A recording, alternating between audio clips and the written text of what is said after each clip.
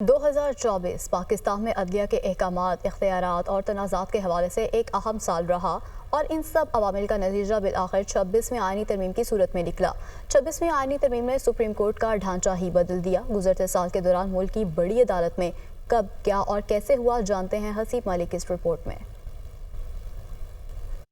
سال 2024 شروع ہوا تو چیف جسٹس تھے قاضی فائز عیسیٰ۔ چیلنج تھا رکے ہوئے عام انتخابات یقینی بنانا۔ سپریم کورٹ کی مداخلت سے عام انتخابات کے لیے 8 فروری کا قرعہ تو گزشتہ برس دسمبر میں ہی نکل چکا تھا، مگر اس پر عمل درآمد بھی عدالت ہی نے یقینی بنایا۔ اسی دوران P T I intra party election کا فیصلہ بھی آیا۔ یہیں سے ایک تنازع حل ہوا تو دوسرے کی بنیاد پڑی، وہ بھی کچھ ایسے کہ سال کا بیشتر حصہ عدلیہ اور ایگزیکٹو کے درمیان تناؤ ہی نظر آیا۔ انتخابات ہونے کے بعد بظاہر سب معمول پر آ چکا تھا۔ سپریم کورٹ نے ذوالفقار علی بھٹو کے ٹرائل کو غیر شفاف قرار دیا۔ جسٹس شوکت عزیز صدیقی کی برطرفی کا سپریم جوڈیشل کونسل کا فیصلہ کالعدم قرار دیا گیا۔ 63A سے متعلق فیصلہ کالعدم قرار دینے اور نیب ترامیم کی بحالی سے پارلیمنٹ کے اختیارات تسلیم کرنے جیسے فیصلے آ رہے تھے، مگر پھر مخصوص نشستوں کا تنازعہ سپریم کورٹ پہنچ گیا۔ طویل سماعتوں کے بعد سپریم کورٹ نے سنی اتحاد کونسل اور الیکشن کمیشن کے درمیان کیس کا فیصلہ کرتے ہوئے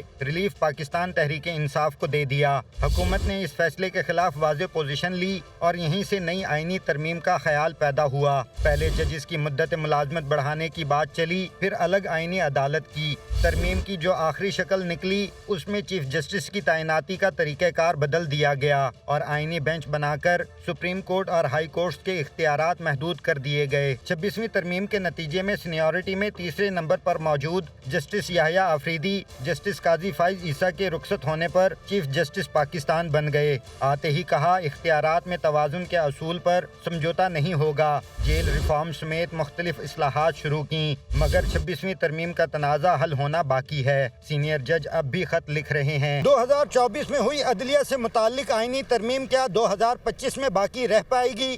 فیصلے کے لیے قانونی جنگ کا آغاز نئے سال کے پہلے مہینے سے ہو جائے گا۔ آئینی بینچ نے جنوری کے دوسرے ہفتے میں کیس سماعت کے لیے مقرر کرنے کا فیصلہ بھی کر لیا ہے۔ کیمرہ مین مون عاقب کے ساتھ حسیب ملک، دنیا ٹی وی، اسلام آباد۔